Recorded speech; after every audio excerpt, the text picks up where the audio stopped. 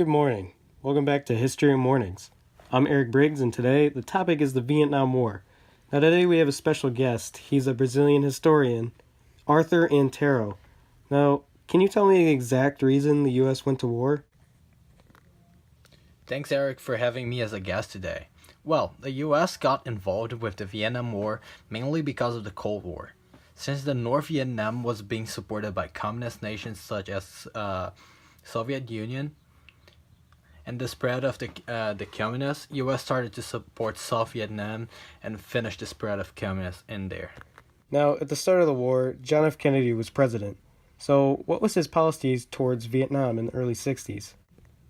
Okay, with what I have already said, the US really wanted to stop the spread of communism. So what he did was basically send more American military advisors to Vietnam. And by the end of 1963, there were more than 16,000 advisors there. So, in World War II, after Pearl Harbor, the country really came together and Americans were so eager to join the fight. Did the Vietnam War have the same effect? Yes, pretty much. Many American soldiers went really enthusiastic about going to the war the first time and being a hero for their nation. Even though when they got it there in the war, they saw what a war actually was and how the Viet Congs were really a big danger all the time. And you can imagine people thinking they went there for being a hero and see a lot of people getting massacred by it. Now, you've just mentioned the Viet Congs. Can you explain to us what they were? Sure, I can. The Viet Congs were North Vietnamese guerrillas that were a big threat to South Vietnamese and allies. They hid in the woods and forests, making a lot of traps for the Soviets, and when they passed through it, they were massacred.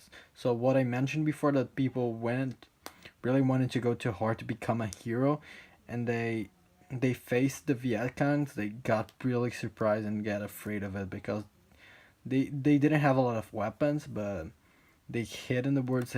They knew the place, and they got rid and got a lot of traps. So that was really bad for American soldiers. So, talking about massacre, I actually heard a story about the My Lai massacre. Can you confirm for me if the story I know about it is actually true? I heard that a village called My Lai in South Vietnam was sheltering 250 members of Viet Cong. And when the US heard about that, they basically cleaned the village, killing everyone. What you actually heard is completely right. The US made a completely bad decision killing all those poor civilians and made a really bad massacre with that. I really don't think that this decision was a good one because they killed a lot of people that were not involved in war. They just wanted to live, basically. Switching gears here, in the 60s, people started to explore different ways of living, specifically young people. And this was like the rise of the hippies. So, can you tell me, how did the styles of dress in the 1960s influence counterculture, freedom, and individuality? So, the hippie style was very casual. Men grew their hair out and had long beards. They wore jeans and other loose fittings, while women wore mini skirts and loose fitting dresses. They wanted to adopt their dresses of the working class because it seems to be authentic. Talking about counterculture, I know that we had a big kind of festival called Woodstock where a lot of people talked about it. Can you tell us how it was? So I wasn't there, so I cannot tell you a lot about it. But I know what you just told us is right. But it was actually basically a music festival for all people involved in the hippies movement. So a lot of people liked that because it was basically for people during the hippies movement. Okay, let's move back into the actual war here. So, what can you tell me about the Tet Offensive?